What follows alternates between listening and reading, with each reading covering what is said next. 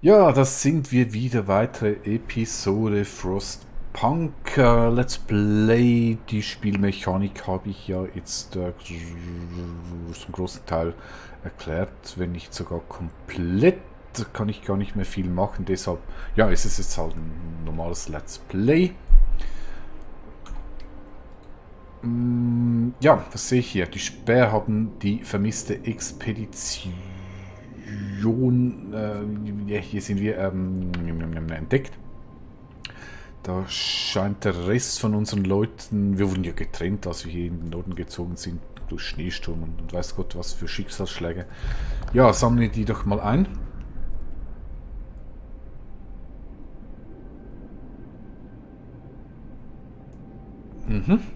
Zwei neue Orte werden entdeckt. Ich werde sie natürlich wieder zur Stadt eskortieren. Das sind 22 Arbeiter, 9 Ingenieure, 4 Kinder.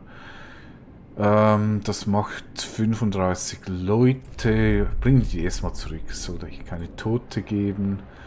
Ich möchte die Arbeiter 35 Leute für 36 Betten. Da muss ich nichts mehr Neues dazu bauen. Das ist ja schon mal.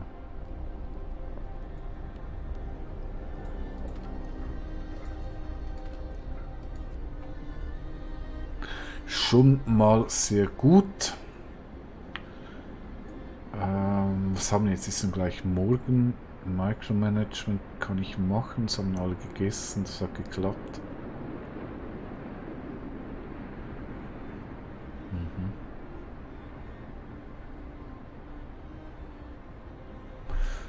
Ja, ich denke, ich kriege die hier eh nicht voll. Dann schiebe ich doch die lieber hier hoch. Mach dort unten normale Arbeiter rein.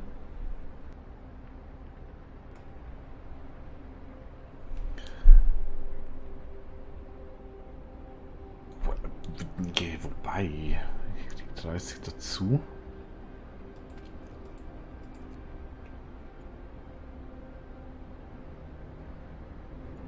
Und die, also ich werde sicher die beiden zum Micromanagen nehmen. Nee, das bringt doch nichts, was ich hier wieder mal mache.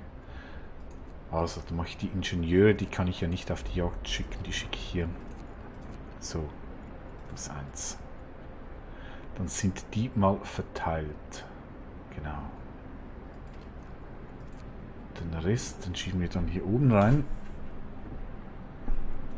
So macht das Sinn.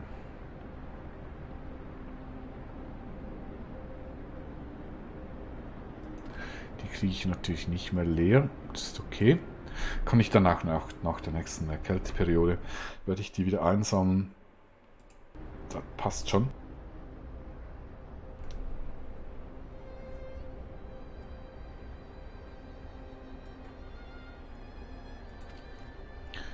Die sind angekommen.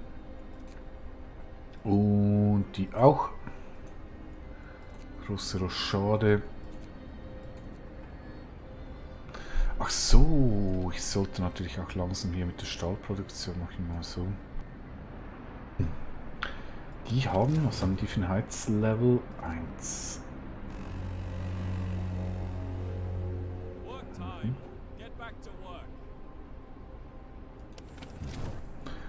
Ah, passt.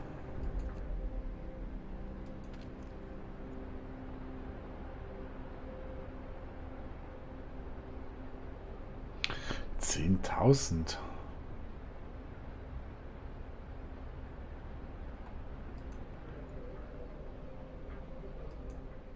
Ach, dann sind die doch nicht unendlich. Gut, ich meine, das Spiel muss ja echt lange gehen, bis das abgebaut ist. Aber unendlich ist dann doch nicht richtig. Das sind... Ne, das sind 99.000, also 100.000 oder so eine Mine. Ist das hier auch so? Ist noch nicht hingeschrieben. Naja, egal. Gut, die Späher sind zurück. Ich habe neue Arbeiter. Die Späher ziehen gleich wieder los. Jetzt überlege ich mir, wenn ich noch weitere Arbeiter will, dann wären die düsteren Höhlen sicher nicht schlecht. Was habe ich denn bekommen? Also als erstes, ich möchte die möglichst homogen haben, also nicht Arbeiter und Ingenieure zu viel vermixt, dann kann ich die nämlich sehr dynamisch wieder switchen. Machen wir mal so, so. Und hier auch Maximum rein. Dann ist eigentlich alles voll ausgelastet. Bis auf die hier. Ich werde noch eine zweite...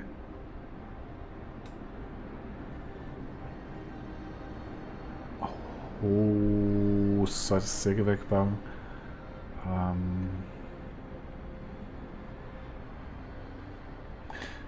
Wobei, die werde ich jetzt dann eh nicht mehr... Ja, die muss ich jetzt in die Kältewelle wieder zurückziehen. Dann werde ich erstmal den Schutzraum erforschen. Mal gucken, was es dort hat. Ich glaube, Ressourcen warten dort auf mich.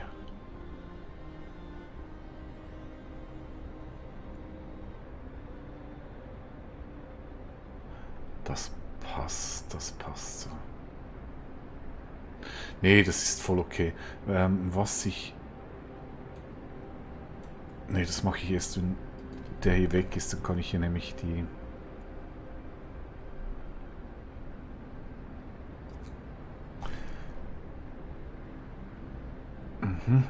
Jetzt habe ich ja die Vermissten natürlich zurückgebracht. Quest wieder erneuert. Jetzt muss ich eine andere Siedlung finden. Das, ja, werde ich dann irgendwann auch machen. Hier mal so ein Hinweis, kleines Spoiler-Alarm. Okay, Stall wurde gerade fertig gemacht. Ich mache trotzdem noch den Spoiler. Bei Tag 15 kommt ein neues Spielelement dazu. Das nennt sich die Londoner. Das wird getriggert, wenn ich die nächste Stadt gefunden habe. Es ist sinnvoll, bis dahin die Stadt gefunden zu haben, ansonsten kommt irgend so ein Typ vorbei, der friert dann und stirbt und dann muss man sich noch um die Leichen kümmern. Ohne das gibt es keinen Toten und das Leichenproblem, das taucht noch nicht auf. Also ich würde unbedingt gucken bis Tag 15, dass ihr die Stadt gefunden habt. Die ist irgendwo hier unten. Ja, Spoiler Ende. Was machen wir jetzt hier? Die Stalltrümmer wurden fertig. Ist okay, weil die Stallwerke sind jetzt online. Ja, ich brauche keine neuen Arbeiter zur Zeit, das passt so. Ich forsche jetzt noch die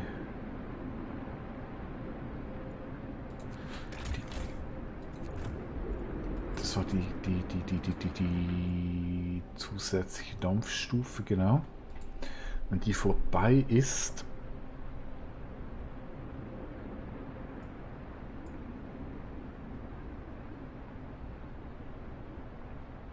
ja, also ich denke, dann ist es Zeit für die Kohle. Okay, aber bis dahin machen wir mal die ganze Holzgeschichte hier.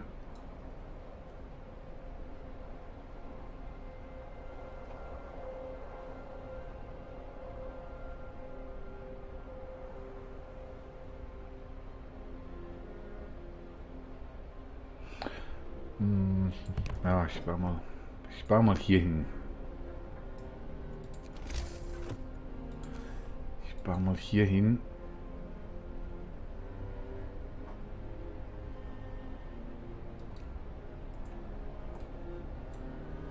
Muss ich dann eventuell wieder anpassen, aber ist okay. Ich habe jetzt so genau muss man echt erst nur am Anfang umgehen, weil dort die Ressourcen noch ziemlich knapp sind. Wenn ich jetzt hier mal was einreißen muss, ist nicht mehr so tragisch, weil die Ressourcen sind jetzt auf einem guten Niveau. Ist also okay. Das heißt, man kann ein bisschen fehlertoleranter sein. Das ist der letzte Tag. Die beiden werde ich dann zurückziehen und umteilen.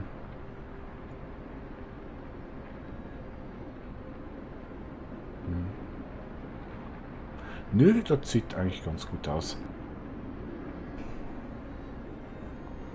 Wieso ist hier niemand am Arbeiten? Die sind entweder am Essen oder in Behandlung. Okay. Das sind vermutlich diejenigen, die frisch in unsere Siedlung gekommen sind.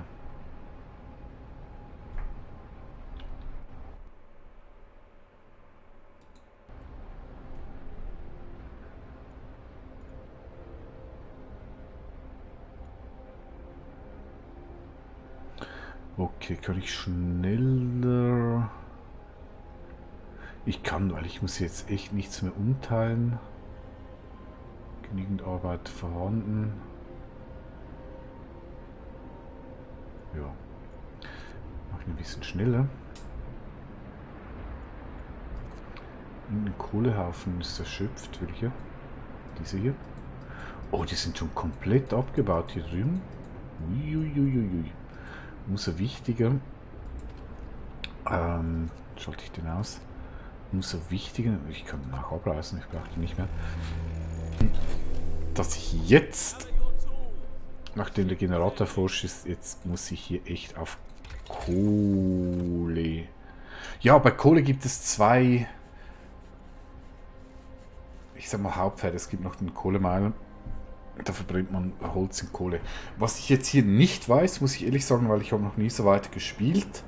Wenn das jemand von euch weiß und Profi ist, welcher Pfad ist wirklich der bessere? Ich meine, ich sehe, bei der Kohlemine habe ich mehrere Forschungsoptionen.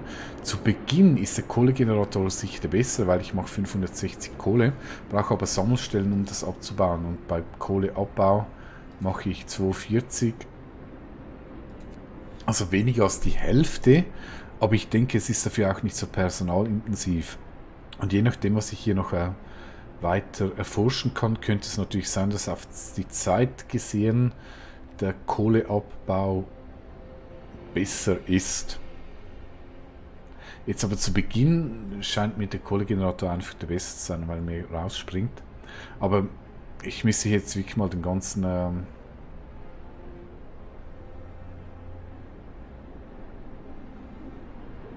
ich habe hier 3, ich habe hier 5.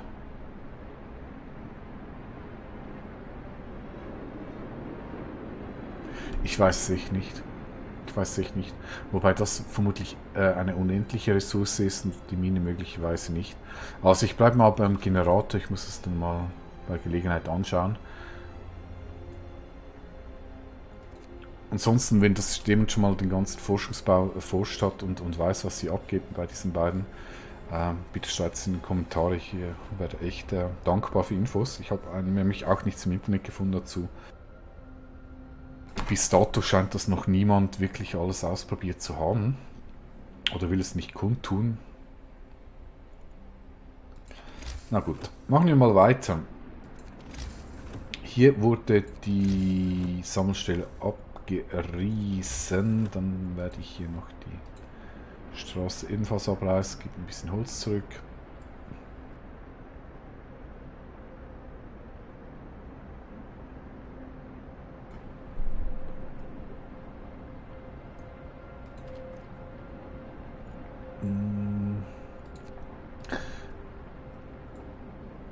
Dieses Holzsägewerk kann ich umteilen. 5, die sind jetzt alle Betriebe sind voll und ich habe noch 2 zusätzlich Arbeiter. Ja, die können mal ein bisschen den Tag genießen und sich auf dem Arbeitsamt melden. Denn im Moment gibt es nichts für sie zu tun. Es ist 21 Uhr. Heizung. Ach, der hat natürlich die Dampfstufe schon erhöht. Der lustige. Ja, das finde ich ein bisschen blöd. Sobald man was erforscht hat, Reichweite oder Dampfstufe, wird die gleich aktiviert. Aber da wäre ich eigentlich froh, wenn ich das selber entscheiden könnte, wann ich das aktivieren will, weil jetzt habe ich einfach Kohle vergeudet. Brauchte ich noch gar nicht. Ich werde jetzt hier mal auf Schnelldurchlauf gehen, bis ich so in Reichweite des Temperatursturzes komme. Aber ich habe 10 Kranke. Ja gut, jetzt gab es auch einige neue Mitarbeiter, sage ich schon, Bewohner. So, jetzt ist es... Nein, ist es nicht. Weil... Jetzt erkläre ich euch das mal, wie das mit dem Kohlesparen angeht. Das ist eine weitere Microsoft, meine Güte, Micromanagement. Wie komme ich denn auf das? Micromanagement Philosophie vom Spiel. Und zwar, wenn ich den Overdrive anschalte, dann habe ich eigentlich genau denselben Effekt wie mit Dampfstufe 2, aber der Overdrive braucht keine zusätzliche Kohle. Ich werde dann einfach, wenn Overdrive irgendwie, ja, ich sag so in diesem Bereich ist, 3/4, werde ich die Dampfstufe aktivieren, damit sie aufheizen kann, Overdrive raus. So habe ich dann doch ein paar Stunden Kohle gespart. Und das ist gar nicht so schlecht, weil im Moment mache ich vermutlich sogar zu wenig Kohle. Ja. Auf Dampfstufe 1 mit 2 sieht es dann noch übel aus. Und das wird so sein, bis ich hier meine Kohleproduktion professionalisiert habe. Moment schnell, ganz wichtig. Ich darf natürlich die Leute jetzt auch nicht mehr rausschicken, sobald die... Ich überlege mir gerade, soll ich hier trotzdem noch eine Sammelstelle hinbauen?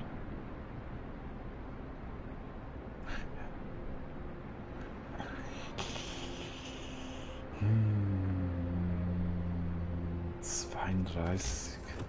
Ja, ich baue jetzt trotzdem noch eine Sammelstelle hin. Auch wenn sie nur temporär ist. Aber ansonsten habe ich hier 32 Leute, die haben nichts zu tun. Für den Moment zumindest. Muss jetzt auch nicht sein.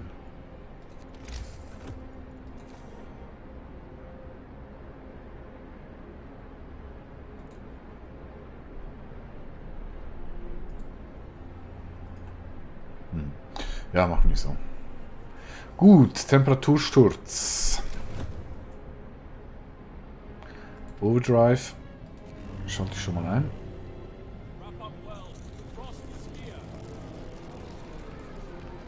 Wir haben minus 40 Grad. Die Heizungen sind alle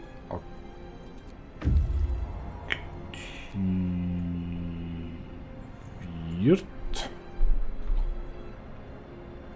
Bis auf den, der muss noch gebaut werden. Dann haben die Späher den robusten Schutzraum gefunden. Da kriege ich Holz, Essensration, Dampfkerne. Machen wir natürlich.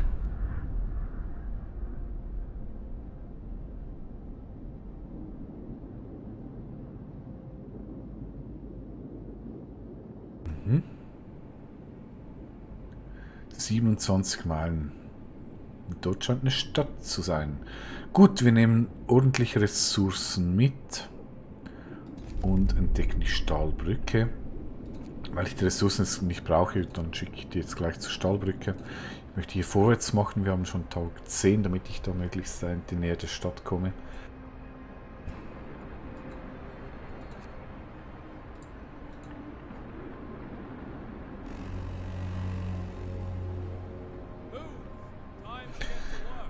Uhr. Die Leute gehen wieder arbeiten. Ich gucke jetzt noch mal schnell temperaturtechnisch. Sieht das soweit überall gut aus. Sehr schön. Mal noch ein bisschen schneller, bis hier die Sammelstelle fertig ist. Heizkörper, Leute, kühl, passt. Dann läuft das. Hier ist die Heizung auf Overdrive, das ist gut.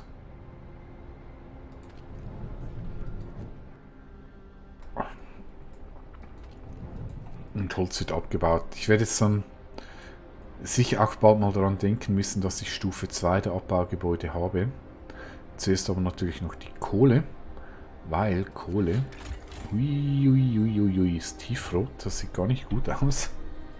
Aber wir forschen. Das wird jetzt im Laufe des Tages fertig. Dann kann ich hier die Kohleproduktion auch verbessern.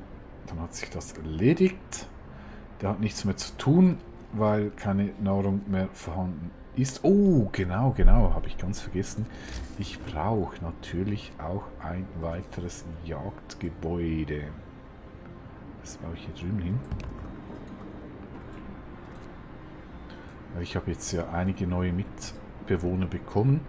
Bei 43, 80, 120. Das reicht noch nicht mal. Gut, der bringt jetzt hier noch nicht direkt, aber schon bald Nahrung mit. Das ist auch voll. Reicht für den Moment, aber muss ich im Auge behalten. Unbedingt im Auge behalten, weil 120, das sind noch 29 Rationen zu wenig. Aber es sollte für den Moment reichen. Machen wir natürlich gleich voll. Ah. Ne, das sieht gut aus. Jetzt habe ich 2 Stahlwerke, zweimal. Ah, ich brauche trotzdem noch mehr Bewohner. Weil jetzt kommt ja noch die Kohle dazu. Die bauen wir gleich. Kohlegenerator. Ja, das Ding, was macht das? Das pumpt die Kohle aus der Erde, aus dem Erdreich raus. Und das gibt dann hier so Kohlehaufen, die werden von den Sammelstellen eingesammelt. Na, kommt sie mir gleich direkt zu. Das heißt, zu Beginn, bis ich den upgraded habe, reichen 2 Sammelstellen aus. Bauen wir auch so entsprechend hin. Das braucht aber wiederum 30 Mitarbeiter.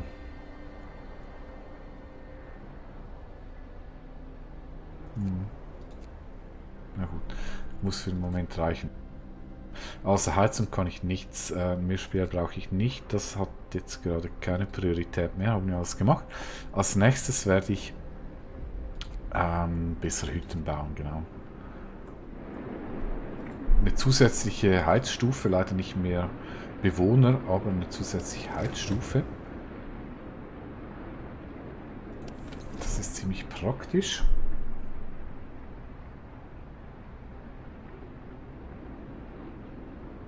Wo nehme ich denn? Ja gut, die Mitarbeiter muss ich dann natürlich hier rausnehmen, logisch. Ja, muss ich halt wieder ein bisschen Micromanagement betreiben mit den Jagdstellen, das passt schon.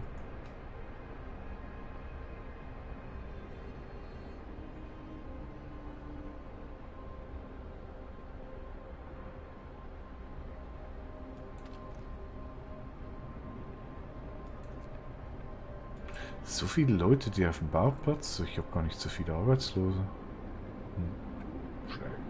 Schräg. Na gut, also, nicht rätseln. Die heutige Episode ist vorbei, werte Zuschauer. Ja, schaut einfach bei den nächsten rein. Es wird weitergehen im ewigen Schnee. Bis dahin alles Gute und tschüss.